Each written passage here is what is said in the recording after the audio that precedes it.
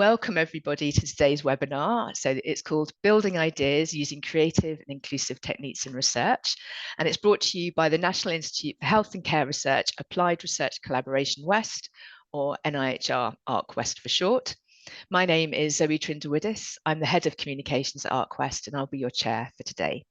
As I said, just in the kind of preamble, we are recording today's event and we'll share the slides and recording with everyone who's signed up via Eventbrite in the next week or two. So today's presentations will explore how things like Lego, Play-Doh, art, sandboxing oh, I'm getting some background noise there. Don't know who that is. Alan, I think it might be you. Yeah, things like Lego, Play-Doh, art and sandboxing can bring the fun to different research projects. So this is the agenda for today. We have 4 speakers. So we're going to kick off with Lucy, who is the Patient and Public Involvement Facilitator at ARC West. And she'll be giving us an overview of creative methods in research. Then we'll move on to Alam, who will talk about exploring young people's views on data sharing using Lego. She's based in Bradford. She's a research fellow with the Health Determinants Research Collaboration. Then we've got sandboxing as a creative method, potentials and ethical challenges with Debbie, who is a Professor of Child and Family Welfare at the University of Bristol. And then we'll go into exploring how technology could be used to address loneliness using creative methods by Liz, who is a researcher, a behavioural scientist at ARC West. So some really interesting projects, really different approaches, which hopefully will give you lots of food for thought. So I'll hand over to Lucy now. Thank you, Lucy. Thanks, Zoe. So hi, everybody. As Zoe just mentioned, I'm Lucy Condon, and I'm the Patient and Public Involvement Facilitator at ARC West. But I also have a background in the arts, which I think is what's really spearheaded my interest in this question of how creative approaches can be used to aid research in innovative ways. So whether you're using creative approaches in public involvement, in co-produced research, or as participatory methods, they can really do a lot to enhance your research and outcomes, as well as the experiences of those you're working with.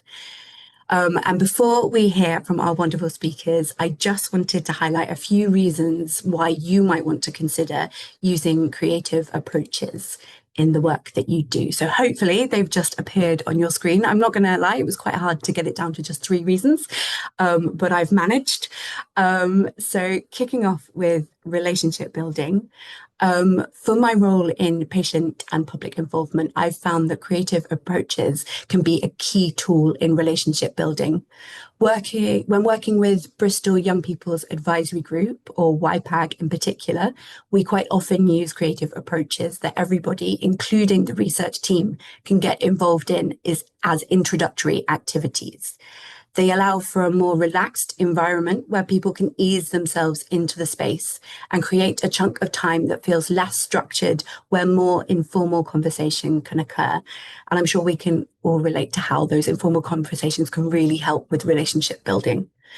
You can see a great example of this in the bottom photo of your screen now, where the group created their own avatars out of Play-Doh during a YPAG session for the Create for Confidence study, led by researchers Naomi Wan and Liz Justico. In addition to creating a more relaxed environment for relationship building, creative approaches can also help aid your research discussions. Whether you're working with public contributors or research participants, it's always important to remember that different people communicate in different ways. Some people love to talk, others can be more reserved, or just like more time to consider what they wish to contribute. And there can also be barriers to communication, like language barriers. Creative approaches can offer a way to help include all types of voices. And an approach that I'm particularly keen of using is zine making. And you can see an example on the top of your screen there of one of our YPAG members in a zine making workshop. For those of you who don't know what zines are, they are handmade kind of magazines or pamphlets, and they can be used as mechanisms through which you and the people you are working with can explore research themes and questions in all manners of ways, from collage to drawing to painting, writing, photography, whatever suits your group and yourself. It allows people to express their thoughts in a way that suits them, whilst always also allowing for an atmosphere where conversation around topics can occur more naturally. And on top of that, you end up leaving with some really, really great creative outputs. And then the third reason I put on here, which I think is arguably the most important, is this idea of balancing power or power sharing. Now, we can forget when working in the research world that it's a place that can be very intimidating for people who are not used to it. And using creative approaches can create a more inclusive environment. But more than that, it can also be used to level any power imbalances between the research team and those you are working with. And a wonderful example of this that I've come across is the Create to Collaborate workshops that were led by my colleague Michelle Farr at NIHR Arc West. These workshops saw external creative facilitators leading sessions with researchers and members of the public to explore research topics through creative processes. This saw both groups working in an environment that was potentially completely new for the pair of them. And the result was a far more balanced discussion where researchers and members of the public came together to design and shape how research studies should be undertaken. So that's just a very whistle-stop tour from me of just a few of the reasons why you might want to consider creative approaches within your work. But I'm going to now hand back to Zoe, who's going to introduce our speakers for this afternoon. Thank you very much, Lucy. That was really interesting and insightful. So we're going to now hand over to Alam. I should have said before starting, though, that actually there is an opportunity to ask questions of all of our speakers. So each presentation will be followed by a Q&A. So you can use the Q&A button, which you should have along the bottom of your screen to do that. And I'll be kind of fielding the questions to the speakers. So Dr. Alam Sosa is a research fellow at the NIHR Health Determinants Research Collaboration, Age of Wonder, born in Bradford. So she's got a very long job title, as so many of us do. Alam has extensive experience working with diverse communities using innovative and participatory methods. She's particularly interested in creative approaches that make research more accessible, inclusive, and impactful. And today she's going to talk to us about the Data Acceptance Project, one of those topics that's always really tricky to kind of make accessible and interesting to people. And she used Lego and Serious Play to open up discussion, encourage collaboration, and generate fresh perspectives. So Alam, over to you. Thank you. Hi, everyone. Thank you for joining today. My name is Alam, and I'm pleased to share with you a short talk today about a Data Acceptance Project. So, we're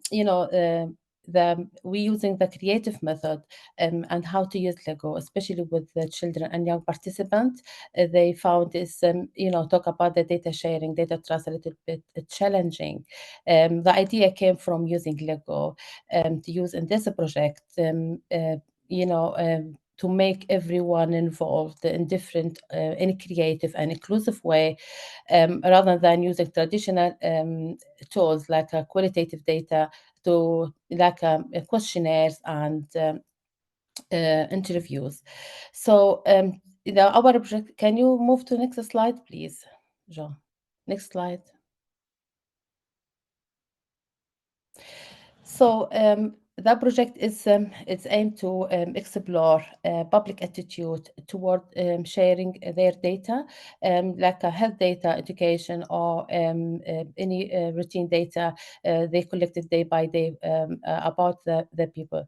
We need to understand fully from them what their main concern, what their attitude toward the sharing the data. So the objective of the study to explore how the creative tool like a Lego can support young participants to participate and fully engage and express their thought and perspective about sharing their data. Next slide, please. So we start collecting the data from the community, from different categories, group categories and background. So we're working closely with them, especially ethnicity background community, like a Roma community, like a Black Caribbean, or children and school, and adults, and all over across Bradford. So we conduct around maybe 18 focus groups. Most of them, though, we use LEGO as a creative and inclusive tools. So that, the methodology we follow is aligned with the LEGO serious play. So we design the sessions and based on the group build activity and individual activities. We give them a certain time. It's about maybe 15 minutes for the session, for the designing the build or the model. They think about it, give them the questions, and then we just focus about what they think about sharing the data, what the main concern, how we can deal with the data. So after that, we follow with the reflections and deep discussion. So, for example, we give them a group build activity. We ask them to build something you feel in your neighborhood can make you happy, make you feel happy. So most of the people, they try to express their idea, think deeply about they need to, for example, green spaces around the area, or they looking for a park or play area or skating, park for they, especially in some area in Bradford, the BD4 or BD5, they missing these places or green places to make them feel happy. So this is the one example for group build. Next slide, please. And then we move to the individual build activities. So we ask them to think about if you feel happy about sharing your data, why you feel happy. If you're not happy, why the main concern. We need to understand fully from them. So we ask everyone to take, for example, 2 minutes, select 10 bricks or certain colors to develop something based depend on your feeling. If you feel happy to share or you feel not happy to share. So if you can see from the example in the screen now, there are some people they express they're not happy to share the data because we not have we not trust the system, the secure system is not strong enough. There is a lot of breach or lack of data, and some people they concern about term and condition. Most of the kids they said we found it's too long to read it, and sometimes we're escaping, sometimes we just kick because we need to know more about this the condition. So they looking for to make the term and condition and sweet and short to make them easy to read it. And some of them focus about the systems as well. So the security system is more important than to feel safe to share their data. So after each build we share the reflection. We ask them what does this mean, and how to connect this build or this idea to the health, especially we working with the community to reduce the health inequality and to improve the community as well. So we have the deep reflection and discussion. For example, if you can see this the model they developed about the healthy place, healthy city. So they said, the people concerned about the air pollution, how to make the places more healthier by reducing the cars or encourage people to walk and increase the number of the trees around. And the more important, the people they express their thinking about sharing the result of the study. They're not happy to share the data. If they're happy to share the data, they need to see what the benefit they got it from the sharing the data. If they involved in the research, what they're going to do. This is the main concern about them. Next slide, please, Joe. So what exactly what we learned from the young participant? So we learned a lot of if the key things.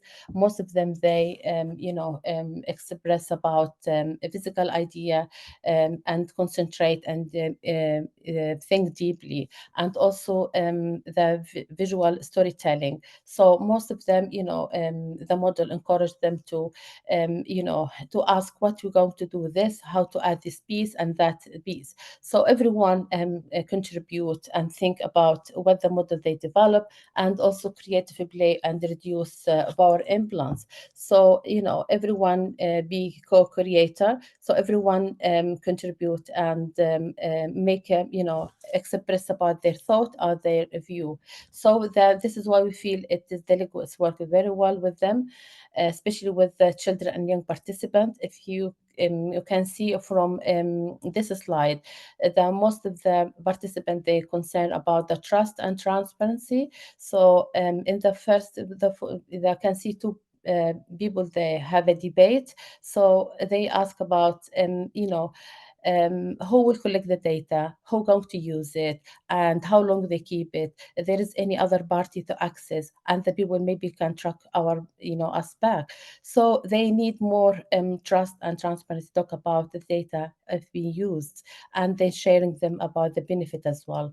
And the main interesting in the middle, the photo in the middle, the people they talk about education and awareness. So we need to work closely with the community, especially with the ethnicity background. So there is a lot of people they misunderstand how to contribute in research, how to consent to access their routine data, unless we need to work closely with them, make them aware about using the what the main reason for the using the data, and how to protect them as a personal identity, so we can make it anonymized. And there is a lot of misunderstanding about anonymization and de-identified data. This kind of concept is really hard for the community, especially with the community. We have a language barrier and cultural boundaries as well. So basically, most of the concern about the security system, and also in the left side, there's a photo talk about the person said, "I feel happy to share my data because I can see what the benefit I will get. So I will be feel relaxed, enjoy my life in my community, in my city." So next slide, please. So the main question we ask, why Lego? Basically, we adopt the idea to use in our focus group because Lego is worked so well. It's a proof of pressure to say yes or no. There is no right or wrong answer. Everyone can contribute without a just. So us also make abstract idea visible. So everyone focus about think thinkable to do, and especially when we work or talk about data acceptance or data trust or data sharing. So I feel a bit that's topic a little bit dry, so people they're not happy to talk about, especially with the young participant. We're aiming to work with the children from 12 years old until maybe 16 or 18. So rather than just sitting talk, ask them, what do you think about the data sharing? What do you think about data linkage? So a little bit is hard. So the Legos help us about to get the idea visible. Also give everyone the voice. So every voice is heard. So especially with the participant, they feel shy, they're not contributing in the in the session. Next slide, please. So when we use Lego, we can use Lego for different settings. For example, with public engagement activity, research method, workshops, focus group, especially with the kids at school. So it's really a powerful tool as a creative tool. Next slide, please.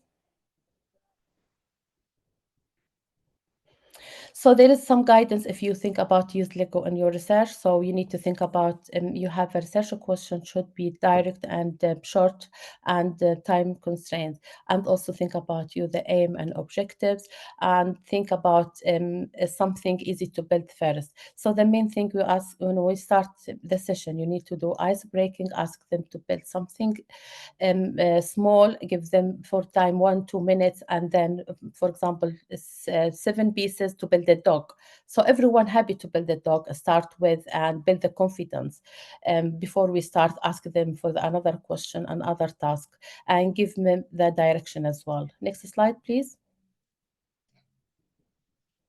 So basically, Lego make a complex issue is visible. As I said, because this topic is a little bit challenging, because talking about data privacy, data accept, so which we need the plain language to express or explain what we mean by the data, how to be used and to be shared, and also that time constraints. So a lot of a deep discussion need more time, but usually we have a certain time for the sessions.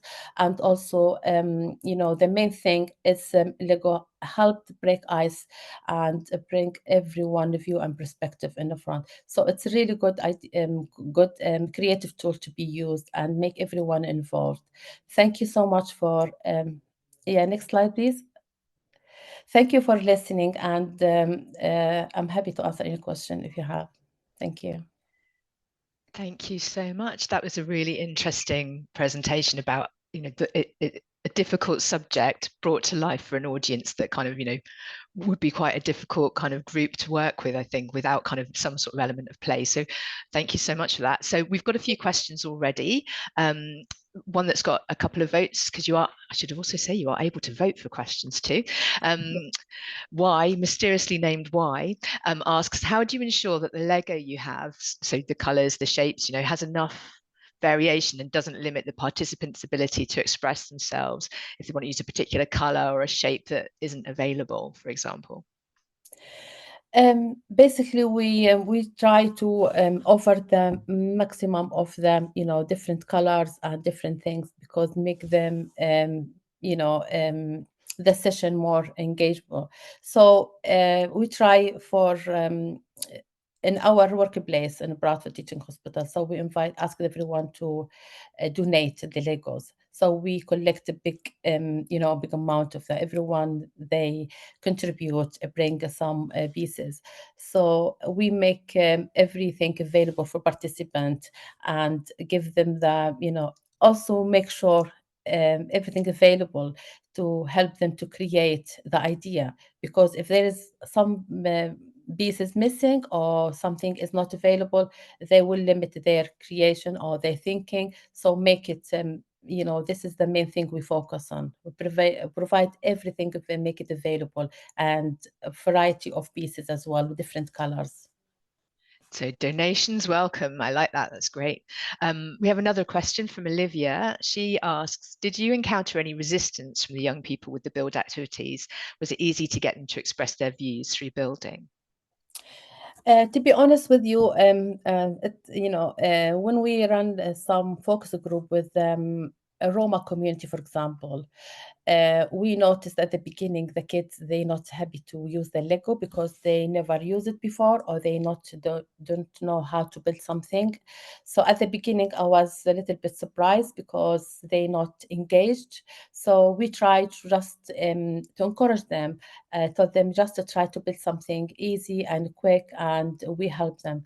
At the beginning they resist, but after that they engaged completely. We want to understand how to develop these models. For example, can you just build like a computer or any something like I example, give them the dog or something they're interested, and it's around build the confidence and ice breaking. Because it's when you're dealing with the kids, they have a different attitude toward using Lego or thinking about to be honest, the main concern when I just decided to use the Lego, it was how they express their thought, how to develop the model about the topic of the data sharing or routine data. It's a little bit hard for them. The concept itself is hard, but depend on how to design the session, how to encourage them, as we need to get the benefit from the session. So we need to encourage them, help them as well.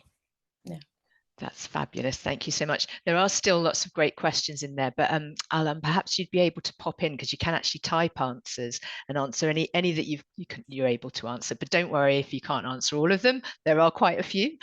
So we'll thank you so much. Thank you. So we'll move on to Debbie now.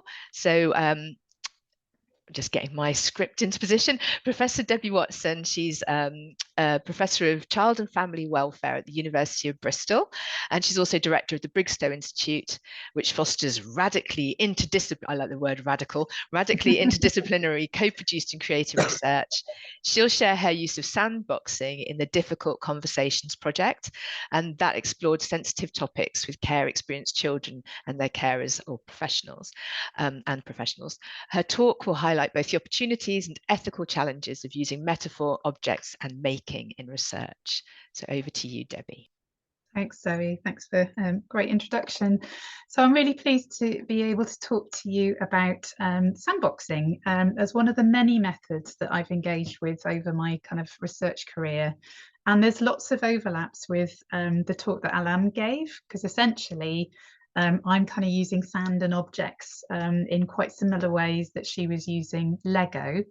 But just to kind of give a little bit of heritage, I guess, my use of sandboxing originated in the work of people like Dawn Manet and Eleanor Staples, Victoria Edwards, based at Cardiff University at the time, and has kind of evolved from the world technique of a child psychotherapist working in the 30s, 40s called Margaret Lowenfield, who some of you may be familiar with her work. But essentially she was grappling for a way of engaging with children about traumatic kind of conversations. You know, how can you communicate with children when developmentally, you know, they find abstract thinking quite difficult, when they may find it very difficult to kind of keep eye contact with an adult, and where raising kind of difficult issues in their lives become very challenging. So this approach kind of evolves in a therapeutic space, but I think it's really important to say that I haven't used it therapeutically. And, you know, I think sort of really focusing in on the sand as a medium, and I'll talk a little bit more about this, but as a kind of vehicle, if you like, for communication, where choice of objects that children place in sand hold very, very specific meanings and intents. So the Difficult Conversations project wrapped up a couple of years ago, but essentially, as Zoe introduced, was thinking about how do we enable adults in the lives of traumatized children, children in foster care context, children who've been adopted, you know, 75% of whom we know have experienced serious abuse and or neglect. How do we enable those adults who are not therapists, who are not professionals, to have everyday conversations about those traumatic care journeys, and sort of skilling those people up, thinking about the kind of you know, kind of ways in which we can encourage people not to kind of run away from these conversations, because from previous work I was hearing from children and young people the importance of having these conversations, you know, the kind of scare and fear that they see in adults' eyes whenever they want to talk about difficult things that have happened to them. So the data collection we did was with adults. So it was with foster carers, it was with adoptive parents, it was with social workers in fostering and adoption, it was with children and young people who'd been adopted, and it was with care leavers who still remained in foster care. So a whole gamut of young people and of participants, sorry. And I noticed in the chat a question to Alam, which was about, you know, could these methods be used with adults? And I would say absolutely yes. They really took to the sand. There's also something, and I'll talk about a reference that kind of emphasizes this, but there's something very tactile and very rooted in childhood memories that comes from sand play. And there's something very kind of intuitive, I guess, about sand play that people sort of tap into. And I can talk more about that later. But these are some examples of the sandboxes that were created as a result of this process. So we worked with the different stakeholder groups in their own groups. So we had adoptive parents together, we had young people who were still in care, for example, together. And we invited them to create a scene with the sand and a whole array of objects. So, you know, every single sort of toy object that we could kind of lay our hands on, to create a scene about a time when they'd had a good conversation about their care and when they'd had a bad conversation. And this is just a really, I think, quite heartbreaking kind of representation of this from Sarah, who at the time was 20. And she'd built this, on the left-hand side, this very chaotic, very violent, very difficult kind of scene. And on the right-hand side, this sort of fairy castle scene. And she talks in the quote, which I'll read out for the sake of time, but she talks about not fitting into either of these places. And the fact that actually on the left-hand side, it's hectic, it's chaotic, it's difficult. On the right-hand side, it's beautiful and it's calm. And actually she put herself as this bug on an island in the middle. And she said, I just don't belong in either place. And it was only through talking to her about the sandbox. So when we get people to create sandboxes, we leave them for however long they need. And I mean, some of the participants we work with spent nearly an hour on their sandboxes. And then we do an individual, very, very confidential interview with them, where we invite them to talk about what's in their sandbox. So the quote on the left is Sarah's articulation of her sandbox. Another example comes from Ashley, obviously all pseudonyms. And she chose not to kind of represent good and bad, or two different sides. But she sort of used the characters, I guess, to represent people in her life. And she talks about, you know, there's people in my life that I don't actually really like. A snake, a crab, because they like bite, and then bugs, they sting, and they're just not nice creatures. So really kind of metaphorical, representational kind of use of the objects, but it's through the conversation that you have afterwards that you can start to elicit people's kind of feelings in ways that I think are very, very difficult to do in a one-to-one interview. In this sandbox, we've got examples of good and bad. You know, a bad side, because it's what I feel like inside sometimes when I'm really angry, and then sometimes this is the good side when something really good happens, like I get an award at school, but when I get a behaviour point for like talking or something, it makes me really angry, and I feel like this side.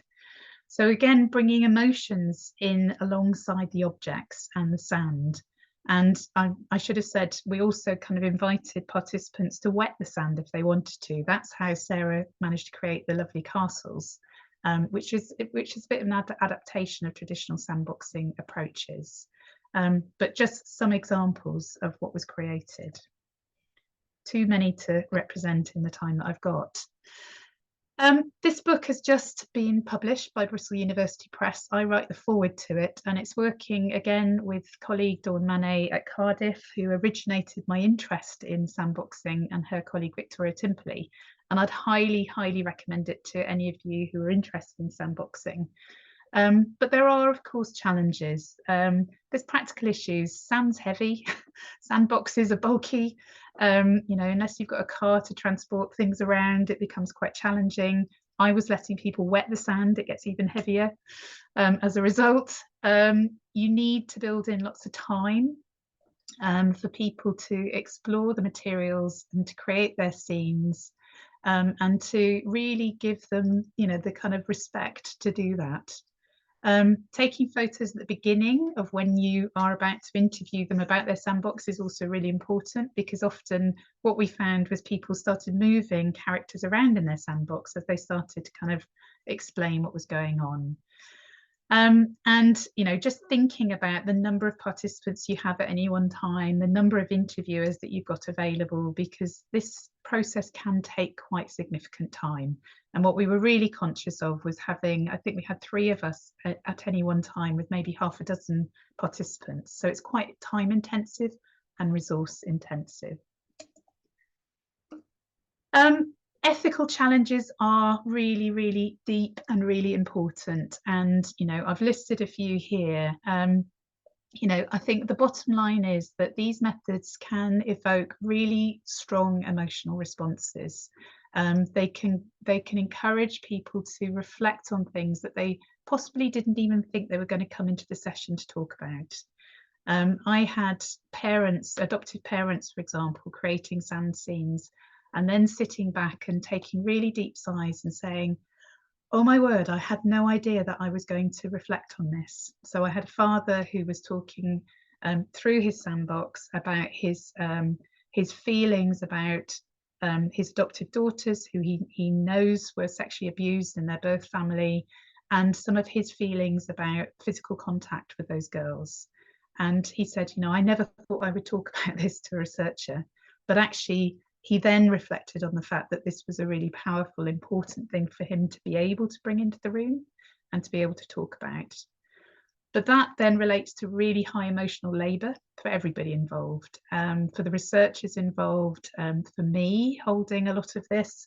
You know, you come out and you need to decompress. And, you know, I found very, very quickly I had two less experienced, I guess, researchers, experienced in other ways. They were both ex-social workers, who we actually had to set up supervision for quite quickly because of the kinds of things that were shared in these experiences. Importantly, you shouldn't ever try and interpret the sandboxes yourself or the photos of the sandbox. You know, it's absolutely about the narrative that goes with the sandbox that it has been the most powerful thing that I've found through using this method. And lastly, there's some references there. As I say, I would strongly recommend that you go to the Manon Timperley book. It's a very accessible book, and it reflects on lots and lots of different uses of sandboxing. There's a couple of papers from my own work. The first one is actually reflecting on the data that we generated with adults. The second is about the work with children and young people.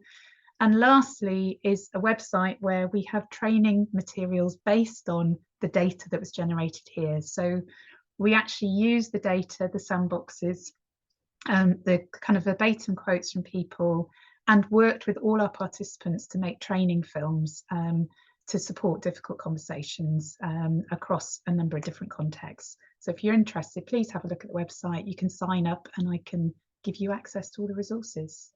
Thank you.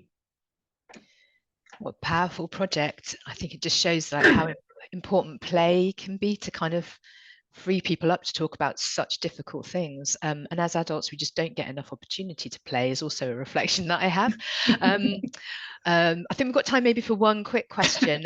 One that I think a lot of these alarms kind of answering, but I was wondering about kind of the evaluation side of things, like how can you quantify, you know, what you're getting out, the richness of what you're getting out of these kind of interactions, this sort of way of approaching a study? Yeah, I mean, obviously it's quite small scale qualitative studies. You know, to do this at scale would be very difficult, and you're generating very different kinds of data. But essentially what we were doing was we were recording the interviews. So each of the interviews had a verbatim transcript. We then subjected those to, you know, rigorous thematic analysis across the different transcripts. And I think in that process, I mean, we were coding in vivo, we were looking at the kind of data and the themes emerging, and that's why we decided to separate the adult data from the children and young people's data, actually, because we started to find some quite different themes emerging across those two pieces. So the young people talking very deeply about needing the adults to take control of the adults to take responsibility for these conversations, feeling that the adults always waited for them to ask questions about their pasts. The adults, we used thinking around temporalities, because in particular what came up there was the sense that they were trying to hold the child that was in their care through different time periods. You know, they're trying to kind of be with the child in the present. They're trying to make a better future for that child, but they've always got this past that's sat on their shoulder. So you know, very much kind of, you know, using very traditional thematic analysis from a very creative kind of process of data generation. That's brilliant. Thank you very much. And there seems to be a lot of comments saying how great it seems to be as an approach. So hopefully lots of people will be buying your book by the sounds It's not of it. my book. I don't get anything the from foreword. it. I don't Yeah. get anything from it at all. Okay. That's good to know. Thank you so much. Thank you. Okay. So now we're going to hand over to Dr. Liz Gray. She's a behavioural scientist at ArtQuest, so I work alongside Liz. I'm lucky enough to work alongside Liz. And she designs and tests health interventions with a focus on health communication and working with people affected by neurodegenerative disorders. So we're going to talk about adults actually using more playful techniques here. She'll present a co-designed project tackling loneliness, which used creative tools including drawing, Play-Doh and our friend Lego to help participants express feelings and imagine possible futures. So over to you, Liz. Thanks, Zoe. I'm just going to preface my talk by saying that I'm very much a novice in creative methods research. So the project that I'm going to talk about has been my first exploration into using these methods. My comfort zone is much more traditional qualitative interviews and focus groups with a bit of quantitative methods sometimes mixed in. But hopefully I can give some insight into how I found using these methods for the first time and help you decide if they might be useful for your research too. The project I'm going to talk about is aiming to co-design interventions addressing loneliness, and we focused on two particular groups: neurodivergent young adults and carers of people with neurodegenerative disorders. That's things like dementia or Parkinson's. As I'm sure you all know, loneliness is a well-recognised public health problem, and it's associated with lots of different physical and mental health conditions. We know that the two groups that we focused on are at particularly greater risk of loneliness due to their conditional circumstances, making standard social connection a bit more challenging. However, interventions that have been developed to date have mostly focused on specific age groups, which are quite broad, so just older adults. And the interventions using technology have focused on enabling communication across geographically separated people. Evidence of their effectiveness is pretty low in terms of actually reducing loneliness, and the research has been fairly poor quality, so there's lots of scope for something else. We've also so loneliness is also often treated in research as quite a simple construct based on just the amount of social contact without considering the quality of the relationships or what people gain from their connections. And lastly, just one issue is that tech-based interventions have relied on existing technology, which does have advantages because it's more accessible to everyone. But as technology advances so rapidly, there's potential to exploit it more, which is what we wanted to explore in this project. So we aim to work with the two groups to clarify their specific needs and then co-design prototype interventions that might help address their loneliness. And in thinking about how best to go about this, we were really conscious that loneliness is potentially quite an upsetting topic that could be hard for people to talk about directly, particularly if they have communication challenges like our neurodivergent participants. We also wanted to try and help people think outside the box in this design process and not feel hemmed into technologies that already exist and just add a few tweaks to them. And these led us to the creative methods. So I'll just give a quick overview of the whole project process, and then I'll focus in on two specific parts. So for each group, we've held a series of 5 workshops, or there will be 5, only 4 completed so far for each group. The first workshop explored people's experience of loneliness, aiming to identify situations where they felt more or less lonely and things that helped or compounded that. Then in the second workshop, we took a whole range of different technologies, everything from old school things like telephones and radios right through to VR headsets and robots, and got them to have a play with them and tell us what was helpful or unhelpful about them. Then in the third workshop, this was facilitated by an artist, and we tried to do some blue sky thinking, just come up with designs for interventions without constraints of cost or what's currently available. Then in the final 2 workshops, we're discussing prototypes of the interventions that were based on their designs, and we're trying to refine them. So I'm now going to focus on those first and the third workshops, which is where we used more creative methods. So in the first workshop, we used 3 activities to explore loneliness. The first was social network mapping. Participants placed different people they had connections to at different places on a diagram of concentric circles with them in the centre, and where they placed different people indicated how close or not close they felt connected to that person. And then we discussed how they made their decisions about where to place different people.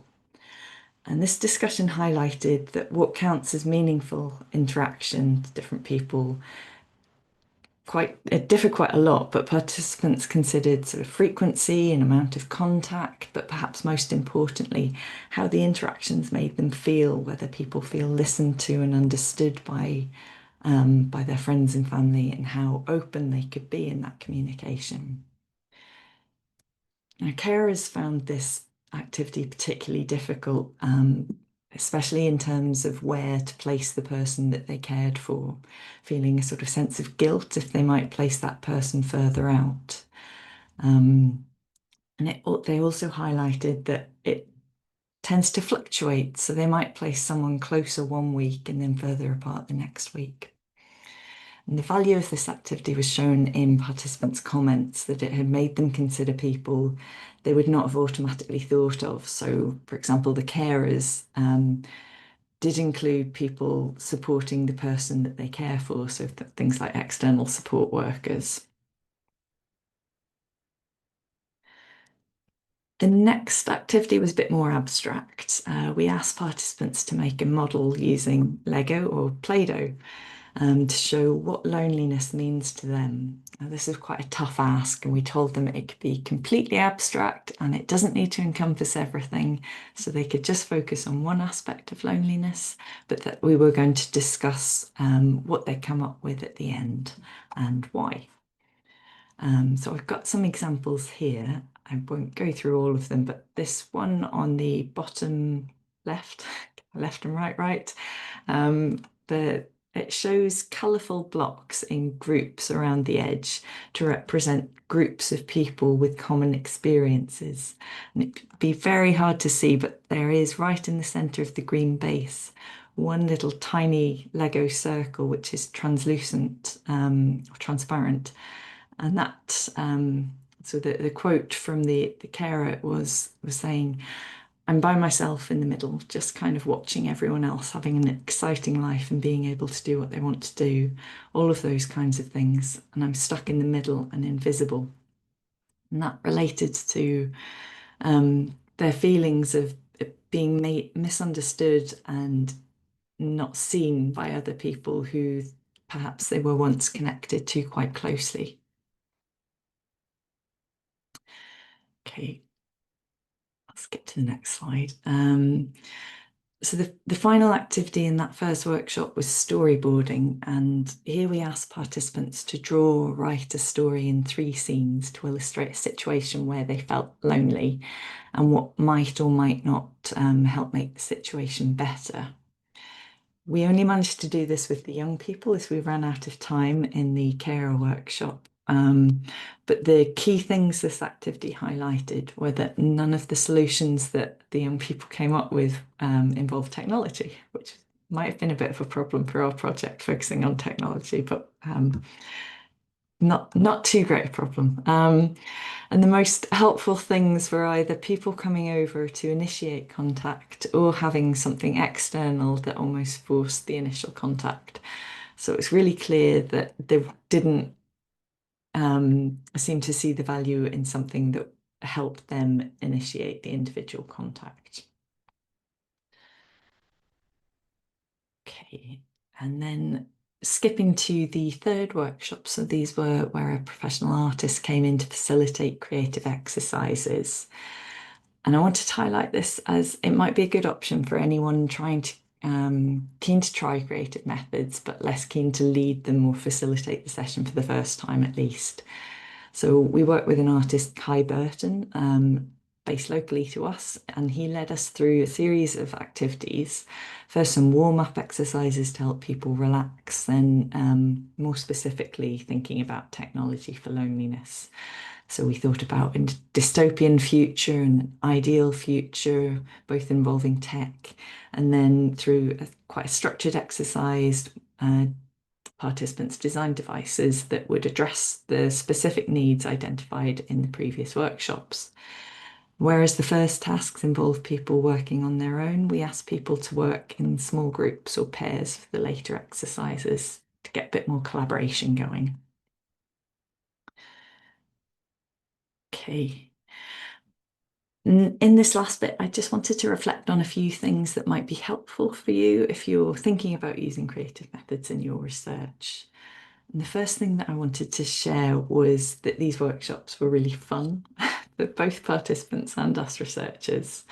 And I've done a lot of research interviews and focus groups, and while most of my participants have said they found them interesting, maybe even cathartic, I don't think any of them have said that interviews were fun. And nearly all of the participants in these workshops have commented that they found them really enjoyable and fun, and that's important, particularly when you want people to take part multiple times in the one study like we did here. So particularly the carers seem to enjoy the artistic elements, and this links to something that they actually said about loneliness as well, that they can lose their sense of self as all their time and energy is spent on caring. So having a 2-hour workshop where they could just let their creativity flow was really appreciated. And then, as I've mentioned, participants also commented that the activities help them to think about things more deeply or from a different perspective, which stands to reason really as the activities were effectively giving people more time to consider what they wanted to say and how. So pauses for thinking time in interviews and focus groups tend to feel a bit awkward, no matter how hard we try to put people at ease. But having something to do and helping get those thought processes rolling before discussing with a group really seemed helpful. Also thought I'd mention that these methods have the benefit of producing physical objects which participants can kind of see and feel pride in. And then on a more trivial note, photographs of the objects also help make our conference posters a bit more attractive. There are some things to bear in mind though. The first probably doesn't need to be said, but I worried that I might have given the impression these methods are always better than interviews and focus groups, but they're not. Methods have added time and resource use. Like Debbie was saying, sandboxes are heavy, or carrying loads of Play-Doh and LEGO is quite heavy, and then you've got all the paper and the drawing materials as well, which have an associated cost. We held workshops for 2 hours each, but they could easily have been 3 hours or more. The activities did seem really helpful in discussing this complex and upsetting topic, but research on, say, a less emotive issue probably doesn't need this. I'd also point out that participants started by saying things like, oh, I can't draw, or I'm not that creative. So reassuring them was really important. We weren't looking for Turner Prize winning art, but there was one young person who just really didn't like the Lego activity. So it was important to kind of offer alternatives like drawing or writing. And then finally, if you do want to add photos of the creations or exhibit them in any way, just a reminder to make sure you've got explicit consent for this. Add it to the consent form for your research. And then I've added some more useful resources there on the slides. And I think that's it for me. Thank you. Thank you so much, Liz. It was so brilliant to see how people are producing these actually quite poignant, beautiful artworks as a result of your sessions. It's really inspiring, and I can see a lot of the questions seem to be very inspired as well. I hope lots of people are going to give this a try if it's appropriate for their project. We do have one specifically for you, Liz, which is about recruitment, because of course we're talking about people who are experiencing loneliness. So how did you find these people and target them? Yeah, we worked with a third sector organisation called the Care Forum, which has quite a lot of links to different community groups, so carers groups or patient support groups and different health organisations for autism or other kinds of disorders. And they worked on the recruitment, but it was sending out invitations, making it very clear that we were discussing loneliness and we wanted participants who would identify as feeling lonely. Yeah. Thank you. There is, let me have a look, just another one's popped up. So yeah, it seems you need a lot of time for creative methods. What do you suggest for participants who don't have a lot of time, like teachers? So I guess we're talking about maybe more professional people in their professional lives. Would it still work for a kind of more professional audience who are a bit more time pressed, or perhaps is a more traditional approach better there?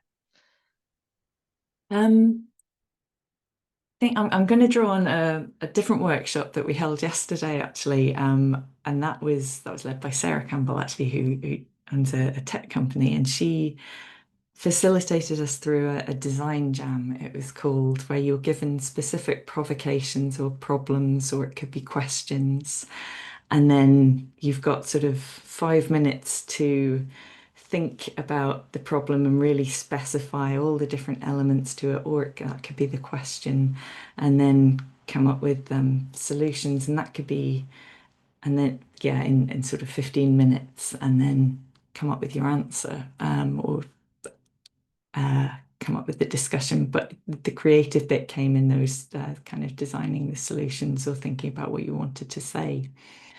So I think it could be adapted to within an hour, but just with the proviso that you're probably not going to get as rich data at the end. Yeah. Thank you. Debbie, did you want to add to that? Because I noticed you've turned your camera on. No, I would just say that, yeah, I think all of these methods and many more, you know, there's a whole kind of toolbox that you could be opening up, can be adapted for use with busy professionals, with adult groups. You know, you might not do the whole process, and you know, it depends on the topic, because you know, the sandboxing I talked about took you know, a long time, needed to give it time, just because of the kind of, you know, complexities of childhood trauma and trying to hold these conversations. But you know, if it's about, I don't know, something much less kind of vulnerable or difficult, then I think that you can adapt these methods in lots of different ways. And as Liz suggested, you know, in a sort of jam type approach, which can be fun for people to engage in. It's great. Alan, do you have like a last quick word before we finish up? Yeah, actually, this creative and inclusive tool is really helpful to make the kids, especially the young age, to be engaged. Based on most of the feedback we got from the participant, and they found it's more fun, more engagement, and they like it. So it's really good tool to use, and bring a lot of you know, chance, opportunity to discover more details, more views and perspective from participants. And yeah, thank you. Absolutely. I mean, who doesn't want, even professionals want, you know, a chance to play and have a bit of fun in our lives. We all need that, don't we? So if we can do that, that's great. Thank you so much. Just before you all leave, John's going to pop into chat the link to our email newsletter if you want to sign up to that to find out about all the goings on at Arc West. Otherwise, it just remains for me to say thank you to all our speakers. So Lucy, Alam, Debbie and Liz for presenting. Carmel, who helped us put this event together, although she went on maternity leave today. So we miss you, Carmel, and hope you have a safe delivery. And John, who has been working behind the scenes, looking after slides and getting us all online. And of course, thanks to all of you for your questions and making the time to come along today. Thank you.